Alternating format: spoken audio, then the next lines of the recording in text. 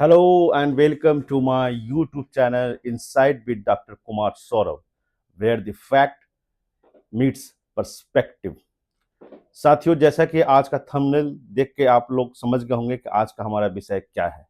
आज का हमारा थंबनेल है मोदी की विदेश नीति भारत के लिए एक आपदा।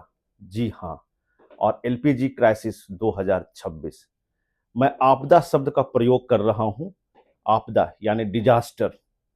बिल्कुल भारत सरकार की जो मौजूदा भारत सरकार है, जिसके मुखिया श्री नरेंद्र दामोदर दास मोदी जी हैं, उनकी विदेश नीति भारत के लिए एक आपदा के सिवाय और कुछ भी नहीं है। आगे तक वीडियो में बने रहें, लाइक करें, कमेंट करें और सब्सक्राइब करें। साथियों, विदेश नीति जो होती है हमारे देश के हित के लिए बनाई जाती है। उसमें देखा जाता है ज्योग्राफिकल कंडीशंस, डेमोग्राफिकल कंडीशन और हमारी क्या किसी देश के साथ कैसे संबंध रखें कि मैं हमारा देश मुख्य धारा से जुड़ा रहे, हमारी देश की हितों का ख्याल हमेशा उसमें प्रायोरिटी पे रहता है। कोई भी देश दूसरे देश के साथ कोई नेगोशिएशन करता है, कोई डील संधि साइन करता है, तो दोनों का बायलैटरल द्विपक्षीय उनका फायदा हो, इसका प्रयास करने का कोशिश करता है। लेकिन विगत कुछ दिनों से, जब से हमारे ये महामानव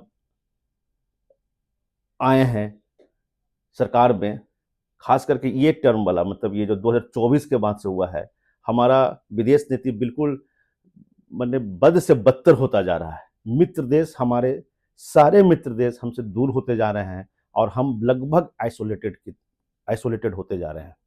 मैं ज़्यादा दूर नहीं जाऊंगा, आप बगल के नेपाल को ही देखें। नेपाल में अब वो मधुरता हमारे साथ नहीं रह गई जो पहले हुआ करती थी। नेपाल में भी अभी सरकार चेंज हुआ है, अब पता नहीं आगे इस सरकार का उस सरकार के साथ कैसा संबंध रहेगा। बगल में बांग्लादेश को देखिए, हमने शेख हसीना को यहाँ पे रखा हुआ है इंडिया में, उसके चलते बांग्लादेश से भी हमारा संबंध अब अच्छा नहीं है जैसा पहले कभी मधुर संबंध हुआ करता था। बगल में आइए श्रीलंका, श्रीलंका से भी अब हमारा उतना क्लोज नहीं रहा जितना वो आज के तारीख में चाइना के क्लोज में है। उधर फिर आइए इंडियन ओशियन में मालदीव्स वगैरह, वहाँ भी हमारा संबंध अब पहले जैसा ठीक नहीं रहा। पाकिस्तान का तो कुछ बात ही अलग है, वो तो देख ही रहे हैं। फिर चाइना, तो हमारे जो ज्योग्राफी के आसपास जो हैं उनसे सबसे संबंध खराब होता चला जा रहा है।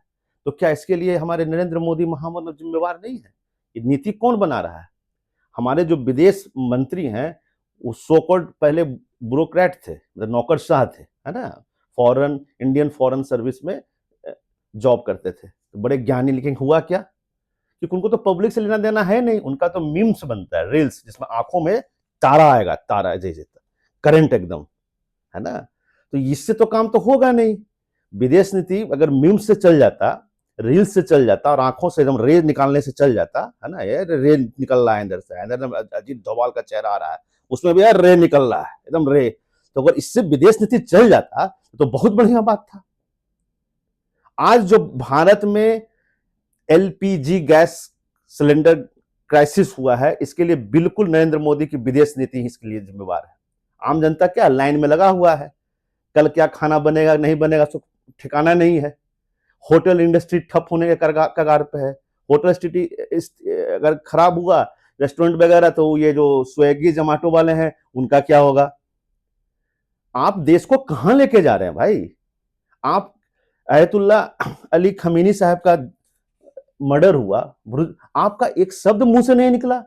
ये देखिए ईरान, स्टेट ऑफ हॉर्मोज, यहीं से सारा हम लोग का आता है, यहां पे पहुंचता है पेट्रोलियम, क्रूड ऑयल, ये जो भी सामान है, ये सब चीजें, ये यहीं पे लड़ाई है स्टेट ऑफ हॉर्मोज में। इस पर पूरा अधिपत्य है, अधिकतर अधिपत्य पोर्शन पे कब्जा है इसका ईरान का। आप इससे संबंध क्यों खराब किए? अमेरिका को खुश करने के लिए, इजराइल को खुश कर। इजराइल कौन सा हमारा वो हो रहा है, सगा हो रहा है? आखिर ये विदेश नीति अचानक से इतना क्यों बदल गया? आए दिन अमेरिकी राष्ट्रपति डोनाल्ड ट्रंप को तो छोड़ ही दीजिए, आए दिन उसके विदेश मंत्रालय के प्रवक्ता, व्हाइट हाउस का प्रवक्ता, कोई छोटा मोटा मंत्री आए दिन आपका इस देश का मजाक उड़ाता है। और इतना ही नहीं कहता कि वो हमारा तो बहुत अच्छा एक्टर है, जैसे हम कहते हैं उसे वो एक्ट करता है। कोई कहता है कि हाँ हमने परमिशन दे दी है, खरीद लो तेल 1 महीना के लिए क्राइसिस से बचने के लिए, और आपका मिनिस्ट्री ऑफ अफेयर और खुद आप चुप रहते हैं। आपको एक इंडिविजुअल नहीं है, आप पूरे देश का एक प्रतिनिधि हैं, प्राइम मिनिस्टर हैं हमारे देश का, तो फजीहत मानसिक रूप से हो ही रहा है। और ये जो जनता जो है क्राइसिस में लाइन में लगी, उनका क्या? उनका तो कुछ चिंता है ही नहीं। तो इस चीजों पे जो स्थिति आई है, इस पर बहुत गंभीरता से विचार करना चाहिए, और आगे कैसे इससे हम निकलें उस पर आपको विचार करना चाहिए। डॉलर का रेट आज के तारीख में 92.17 है आज का, अगर गूगल करके देखेंगे तो। खरीदने जाइएगा तो 94 से कम का नहीं मिलेगा। 2 सेब खरीदेंगे ना, 2 सेब तो 150 का बिल बनाता है।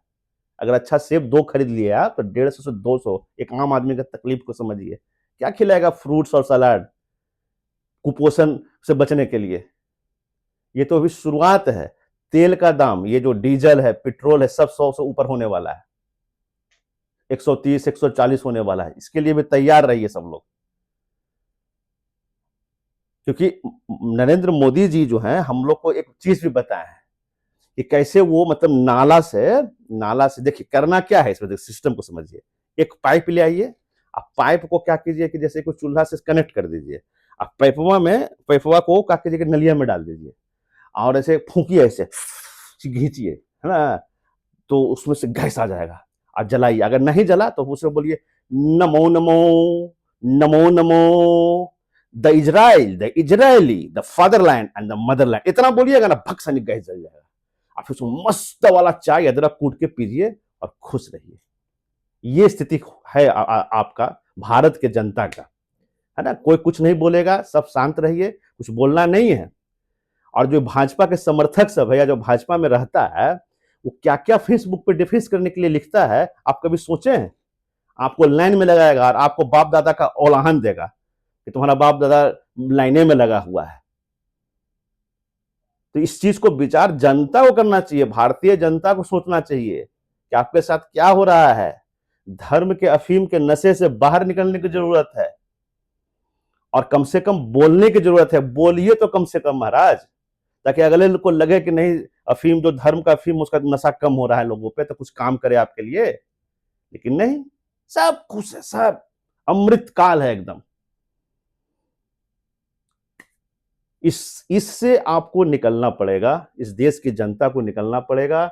इसके लिए सरकार को सचेत करना होगा, हमारे विधायकों के थ्रू, हमारे सांसदों के थ्रू आवाज उठाना होगा। संसद भवन में फालतू की चीजों पर बहस हो रही है, लेकिन विदेश नीति पर कोई बहस करने को तैयार नहीं है। वंदे मातरम पे बहस हो रहा है, लेकिन कैसे आर्थिक संकट से हम उभरे उसके लिए कोई बहस नहीं हो रहा है। एक मंत्री है गिरिराज सिंह, वो टेक्सटाइल मिनिस्टर है, वो वो कारखाना बिहार में खोला है, और कहता है कि राहुल गांधी का जो कपड़ा है बड़ा पैर उसका नीचे से छोटा, मतलब कपड़ा जो है बहुत छोटा है, और वो कहीं मदरसा वाला स्टाइल वाला तो नहीं। इस तरह का स्टूपिड वो देता है, स्टेटमेंट देता है मुद्दों को भटकाने के लिए। उससे पूछिए कि गिरिराज सिंह, आपने कितने टेक्सटाइल मिनिस्टर होने के नाते शिलान्यास या उद्घाटन किया बिहार में आपने कपड़ा का, टेक्सटाइल इंडस्ट्री के लिए? आज गए हुए थे, शायद सुनने में आया, बेगूसराय, वहां भाजपा वाला सब झंडा लिए हुए, काला झंडा लेके उसको दिखा रहा है।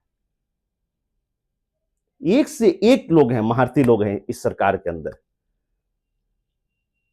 हम सबको इसके लिए खुला आवाज होना चाहिए, सरकार को स्पष्ट करना चाहिए, विदेश मंत्री जी को, प्रधानमंत्री जी को, और पेट्रोलियम मंत्री जो जिनके अंदर डिपार्टमेंट जिनके अंदर आता है, उनको स्पष्ट जनता को बताना चाहिए कि क्राइसिस का क्या स्थिति है और कब तक ये प्रॉब्लम सॉल्व होगा। जय हिंद।